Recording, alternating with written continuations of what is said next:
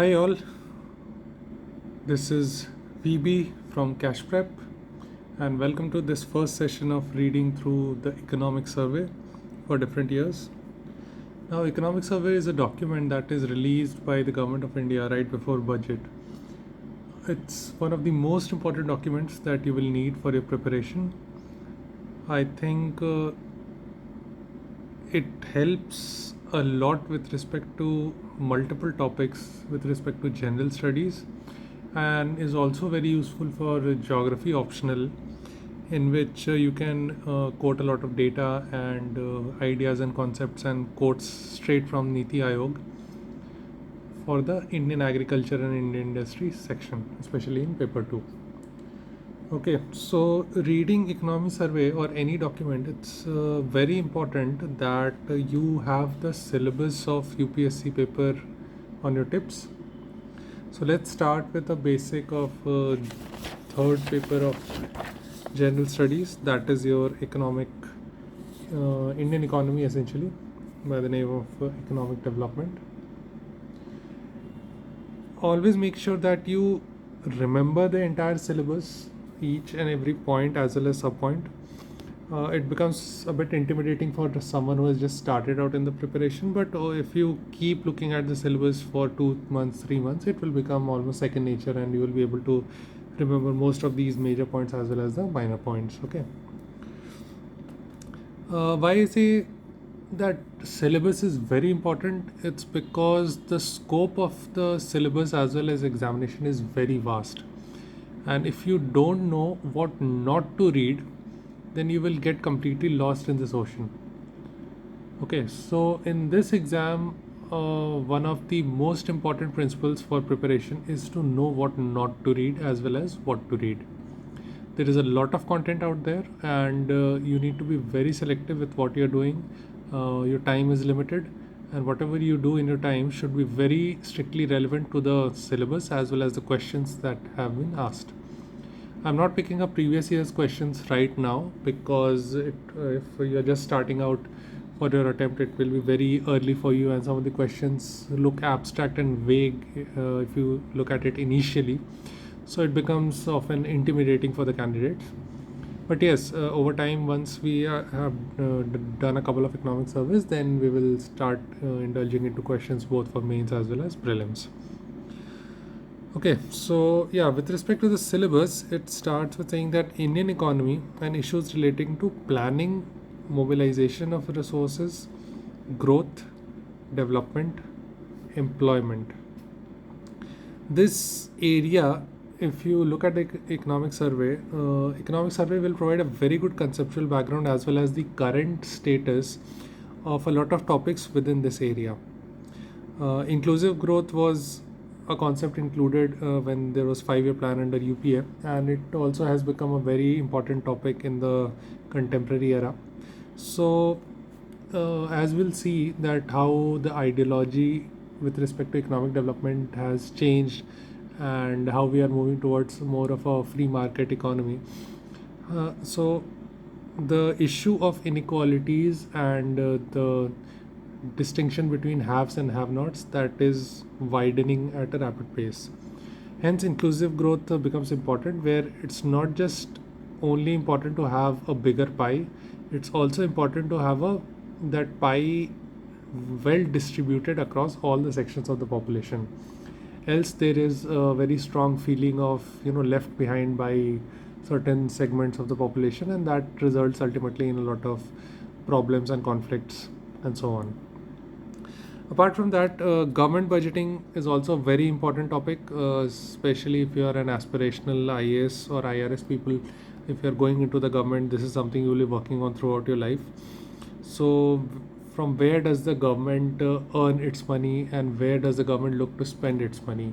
Certain debates such as whether the government should be spending more on capital expenditure versus government should be spending more on day-to-day revenue expenditure or poverty alleviation and welfare programs. So these also become very important. Associated with this is your mobilization of resources and planning as well. How does government or the private sector ultimately in the economy mobilize resources? like whether it's taken from people's savings or foreign investment and so on, and you have a plan in place how do you utilize all those resources. Similarly, since India is a very large country with like 130 crore population, we have to feed so many people. Agriculture becomes a very important topic with respect to this examination and in general for India as a country also. With respect to this, the major crops and cropping patterns in various parts of the countries become extremely important, especially in the post-green era revolution phase, where post-green revolution era, where a lot of negative effects of green revolution have also come to the fore, and we are seeing rapid land soil degradation, soil salinization, water scarcity, groundwater depletion, and a lot of environmental problems in states like Punjab, Haryana specifically. So this cropping pattern also becomes very important. Plus, with the climate change and global warming, the pattern of monsoon is also like drastically changing. The frequency of extreme events is increasing. So in a year now, there are fewer days that it rains, but whenever it rains, it's raining very heavily. Like as I'm recording this, there are already floods in Assam and massive rainfalls in Bengal and so on. So it's becoming more and more extreme every year. So it becomes also very important.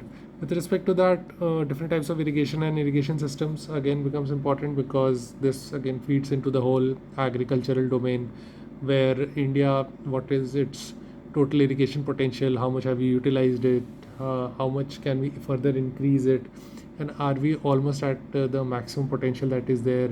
We need to work not just from a water or irrigation perspective, but also from a seed or the plant variety perspective, and do proper R&D with respect to drought and heat resistant crops, and variety of crops which use lesser water and lesser inputs also.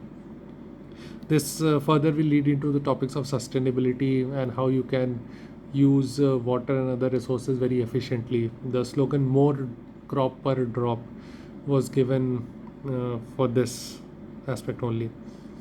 Now, in agriculture system, India also has a massive storage, transport, and marketing related issues. There are a lot of supply chain inefficiencies, right from the farm gate till it reaches the end consumer. A lot of intermediaries are there in the supply chain that take a significant part of the returns that you get, or the whatever the end consumer is paying. A very small fraction of that is actually reaching your farmers. So this also becomes important. Apart from that, increasingly e-technology, we are looking at technology as a potential solution for aiding farmers, be it through national agricultural market or the online portal that is there, or through agri-tech startups and so on. So this is a very this has got a lot of attention over the last 10 years or so, specifically, especially with the penetration of smartphones and everyone having access to internet and technology and sensors becoming so cheap. So this becomes a very important topic, that we are in just the starting of this particular concept, that e-technology in the aid of farmers. The future holds a lot of promise with respect to, say, drones, or taking weather data from satellites and building some nice AI/ML based models for telling ki what's the status of the soil itself, or the status of crop itself, identifying diseases and crop status through image recognition and so on. So there are a lot of good exciting things that are happening in this domain, and I am someone personally, I've worked in the field of data science, and I've worked on agricultural problems as part of one of my jobs and roles. So I understand that this is something that we should all look forward to as and when it develops furthermore over the next 5 to 10 years. Apart from this, yeah, farm subsidies is one topic that is like evergreen, and it has been severely politicized. There are now demands for statutory backing to the minimum support prices. So you need to know what are the debates on both sides, whether it should be statutorily backed or it should just be an executive decision, and so on. And how, if it is backed by a legislation, what are the responsibilities and obligations of the government, and how much more money will be required to actually achieve that. And ultimately, also that whether we are in contravention to the WTO obligations that we have, whether WTO itself has any moral or legal obligation or authority to enforce certain conditions on a country like India with its large population and specific situations. So yeah, you will need to know those debates and what's happening at the international arena, what are the different subsidy boxes at WTO level, how US and developed countries put pressure on countries like India, and for example, something like this Russia-Ukraine war that has happened. So there has been apparently serious shortage of wheat and food grains, and India is looking to export and increase the market share with respect to exports in wheat. So those are certain issues that feed into this the issue of farm subsidies and minimum support prices, and this again leads into the issues of food security for a country like India, which is also very extremely important. Now, public distribution system, again, once you have all the conceptual understanding of agriculture with this particular area, like what are the different cropping systems, irrigation systems, what are the supply chain issues that are there, how do you market the agricultural produce, how can technology come to the aid of solving these sort of problems, how much and how are the subsidies designed to support the farmers. You come to public distribution system, because ultimately the end game of all the agricultural produce that you have is to feed people and to ensure food and nutritional security for 130 crore people in India. So all the issues with respect to public distribution system, objectives, functioning, limitations, revamping, issue of buffer stock and food security. These are very important issues that economic survey will provide you a good overview on the current status of these issues and how these areas are evolving in the contemporary times. You'll also need to like go through your general studies, where you'll study the starting of PDS, how it started, what was the idea behind it, why did we need all this, and how this worked alongside Green Revolution to actually pull a lot of people out of extreme hunger and ensure that there were no hunger deaths in India. So those are certain like pros and cons of it, and how it has evolved over the last 50 years now.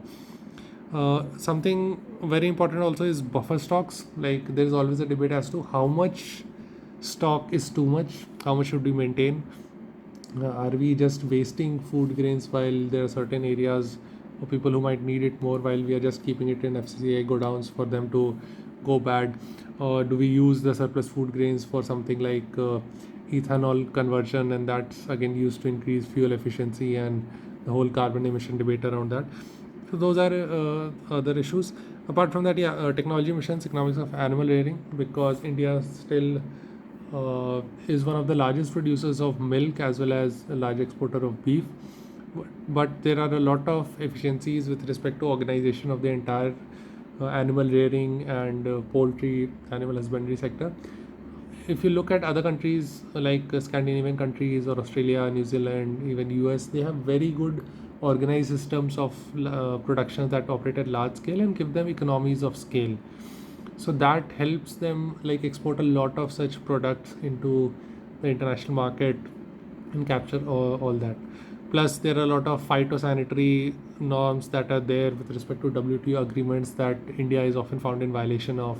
Sometimes these like phytosanitary norms are also excuses just to put pressure and put non-tariff barriers on exports by India, and just put barriers with respect to Indian market share. So these are the negotiation tactics that are used in like international relations and diplomacy as well. So a good idea of these issues, what we are doing and how we are solving them both internally and externally, will be like very important. After that, obviously, all this then leads to food processing. Like how do you add value to the raw materials that is there, because India is still primarily a primary commodity producer and exporter.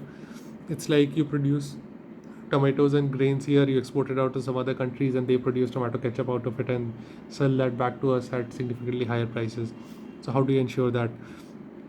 Yeah, so the scope and significance of this, location, upstream and downstream requirements, supply chain management again becomes a very important issue, especially with respect to mains.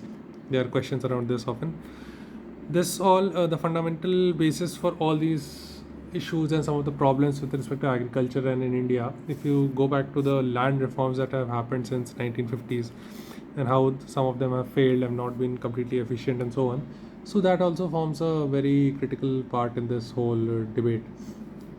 Apart from that, the 1991 effect of LPG reforms Narasimha Rao governments and what he did and how that has impacted your entire consumer economy, and all the different private sector and products that you have seen mushroom up over the last 30 years, from where we went from a completely centralized directed economy to such a decentralized economy where government is just playing the role of a regulator. And now we talk of so many 100 unicorns in India, and all the startup ecosystem and the freedom for people to become an entrepreneur, the entire cultural shift around it, as well as government support to it, ease of doing business improving, and so on. So these are like a lot of issues that lead back to the 1991 reforms. Plus, you will also need to understand one very important term, that is what is called the second generation reforms, where in the first generation reforms, all you do is like open the economy, just remove some of the barriers and let external companies come in, and you remove some of the support that you are providing to your internal manufacturers, so that inefficient manufacturing is reduced and resources are deployed in a proper way. It is what economic survey at one point called creative destruction. Similarly, those then need to be backed by second generation reforms, where you need to have proper like taxation laws, uh, regulatory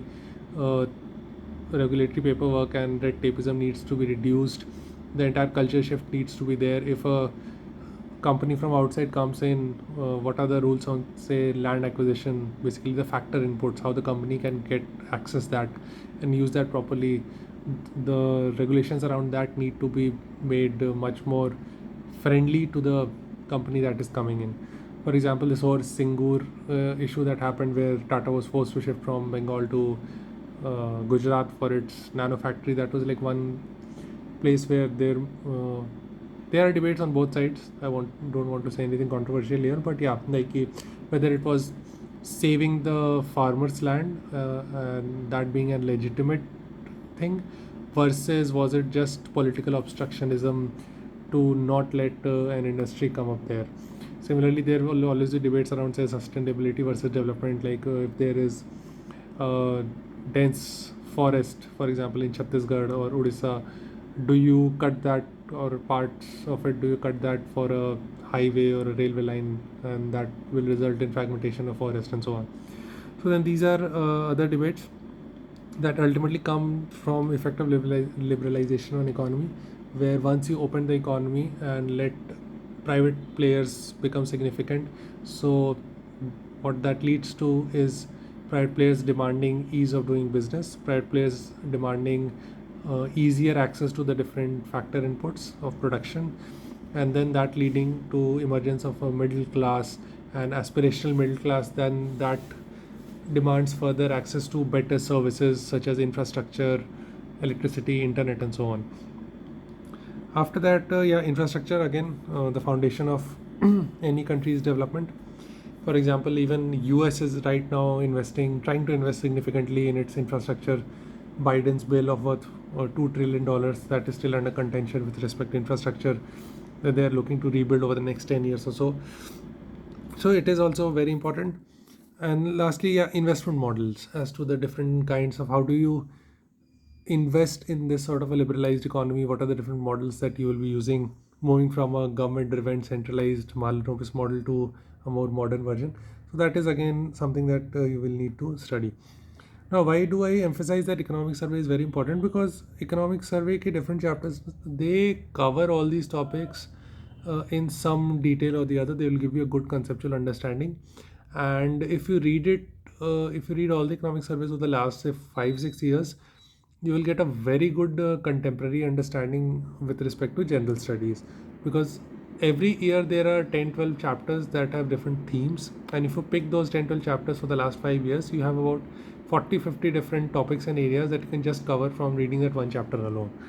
So I'll try to cover almost all the economic surveys since this Modi government came to power, because that was a massive change from a 5-year planning based system that was introduced by Jawaharlal Nehru to a completely new era, where planning commission was disbanded, Niti Aayog came into picture, we were focusing more on markets and trying to open the markets further with second generation reforms and so on.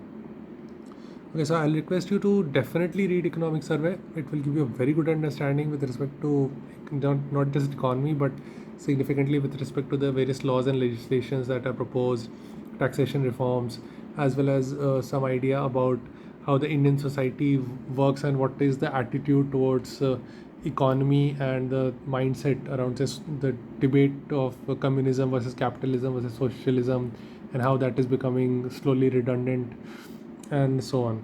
Plus, it will also help you a lot with respect to geography, and it will definitely help you with respect to some aspects of international relations and WTO related agreements as well. That is also often mentioned there.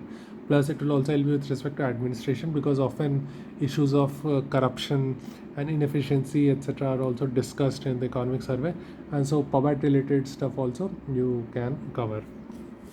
So effectively, it's going to help you in some parts of quality and PubAt as well as this topic, health education and human resources, issues relating to development management of social sector services and relating to health education and human resources. This is also a very important topic that the economic surveys often touches on and covers, issues relating to poverty and hunger. Then sometimes it also touches with respect to important international institutions and their structure mandate and how this conflicts with Indian ideas and Indian requirements as such. Plus, in this part, with respect to key natural resources around the world and so on in geography, and factors responsible for location of primary, secondary, and tertiary sector, etc. This part also, geography mein, economic survey often helps you and touches often on these topics. So with that background, in fact, you know what, even with respect to ethics, economic surveys has nice quotes and ideas often around Gandhian ideals and so on, and how it's the moral responsibility of everyone to make sure that the least privileged and the have-nots have better access to resources, and that is also where the whole idea and debate of inclusive growth and development comes out as well. So if you are smart enough, you can, I think, even use some of this in your ethics paper as direct quotes from economic survey. Especially over the last 3-4 years, the surveys that have come, they have a very strong moral and ethical and philosophical ideas also, especially if you read the preface or the idea behind the economic surveys themselves. So if there is an opportunity, I think you can use them in ethics paper as well. I would say economic surveys form a very, very important part of any candidate's preparation, and it will also help you point out the different key topics that you need to focus on when you are preparing with current affairs and general studies as well. With that introduction, let us start with the economics survey of 2019-2020. In the next video, I'll go through the content section of this economic survey, the different chapters that are there, and we will mark the chapters with respect to the syllabus and how each chapter is relevant in what context, and eventually, so there are total 11 chapters. We'll mark them with respect to all the 4 papers and where those ideas can be used. Then I'll take you through these chapters one by one. First, we will have a preliminary reading of the chapters. Just read the chapters and make some very small notes, side notes on the margins like these, because one mistake that often candidates make is making comprehensive notes in the first read itself.